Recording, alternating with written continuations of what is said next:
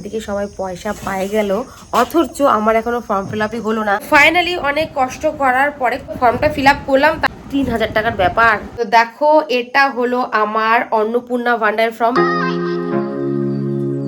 Hello friends, আমার বরের কিন্তু একটা খারাপ অভ্যাস আছে, মানে গাড়ি চালাবে মানে গান চলবে, গান না চললে গাড়ি ভালো চালাতে পারে না। আর এদিকে ভাগ্নি ভাস্তা মিলে গাড়ির যেখানে গান বাজে সেটা খারাপ করে দিয়েছে, সেটা আবার রাস্তায় দ্বারা ঠিক করতে হলো। এবার যখন ঠিক হলো তারপরেই বরের মুখে একটু হাসি আসলো, দেখো বাহ, হাসির কি চোট। তারপরেই তো দেখো গান চলতে চলতে আমরা যাচ্ছি এখন আমার বাবার বাড়িতে, মানে ও যাচ্ছে না, ও যাবে শিলিগুড়িতে দোকানের জন্য মাল আনতে, আর আমাকে পথে নামিয়ে দেবে, তারপর ভাই এসে আমাকে সেখান থেকে নিয়ে যাবে। তো ভাইও নিতে চলে আসছে। তারপরে যাচ্ছি আমাদের এত সুন্দর রাস্তাঘাট, যেখানে চারিদিকে শুধু গরু আর মানুষ, কি সুন্দর সবাই বসে আছে আর বাচ্চারা সব খেলছে। আর গরুরা যেহেতু এখন বিকেল টাইম, সবাই নিজের নিজের বাড়ি যাচ্ছে, দেখো কত বাচ্চারা খেলছে। আজকে চলে এসেছি আমি বাবার বাড়িতে। আর বাবার বাড়িতে আসার কারণটা হলো অন্নপূর্ণা ভান্ডারের ফর্ম ফিল আপ। এদিকে সবাই পয়সা পাই গেল, অথচ আমার এখনও ফর্ম ফিল আপই হলো না। এই কনফিউজে যে আমি গার্জেন কাকে বানাবো, বাবাকে বানাবো না বরকে বানাবো। কারণ এটার কারণ হলো আমার কিন্তু বিয়ে হয়ে গেছে, কিন্তু আমার ডকুমেন্টস এখনও চেঞ্জ হয়নি।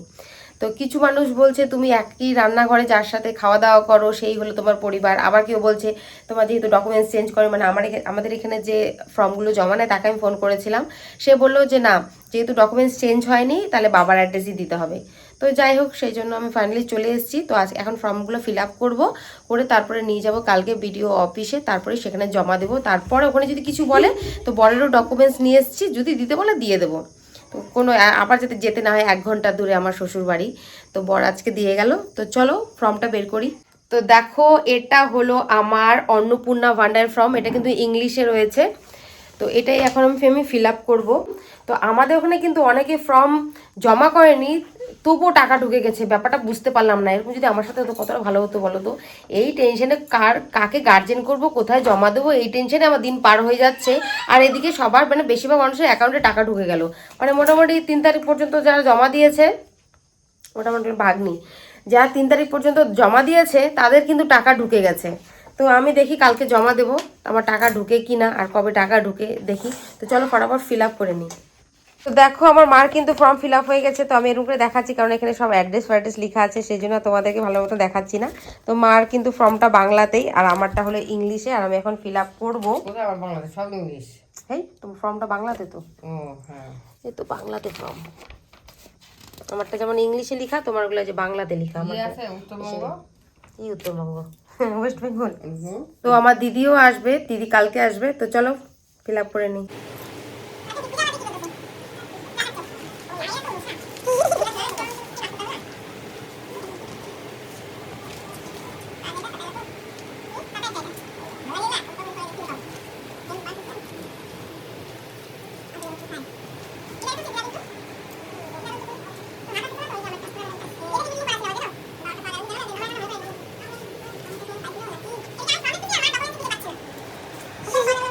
ফাইনালি অনেক কষ্ট করার পরে, কষ্ট না, এখন যেহেতু আমার শাশুড়ির ফর্ম আমি আগে ফিল আপ করেছি, তো জানি কীভাবে ফিল আপ করতে হবে না করতে হবে। তো যাই হোক ফর্মটা ফিল আপ করলাম, তারপরে ভিডিও অফিসে গিয়ে আবার জিজ্ঞাসা করবো যে বরের অ্যাড্রেস দিইনি, বাবার অ্যাড্রেস দিয়েছি, সঠিক হবে কি না জিজ্ঞাসা করে তারপরে ফর্মটা ফিল আপ করবো। যার জন্য আমি আমার ফর্মটারই আরেকটা পাতা জেরক্স করে রেখেছি, যদি বাই চান্স কিছু বলে।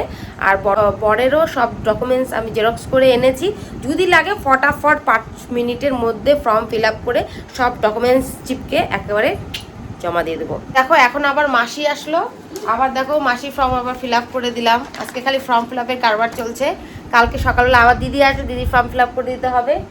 ইস, এত বড় বাচ্চাটা কি খাচ্ছে এটা, দেখি দেখি দেখি, মাদুলি মাদুলি মাদুলি মাদুলি খাচ্ছে। মিষ্টি তুই কি এটা ছাড়বি না? কতদিন আর মাদুলি খাবি বলতো? This is my mom and this is my auntie Mossy.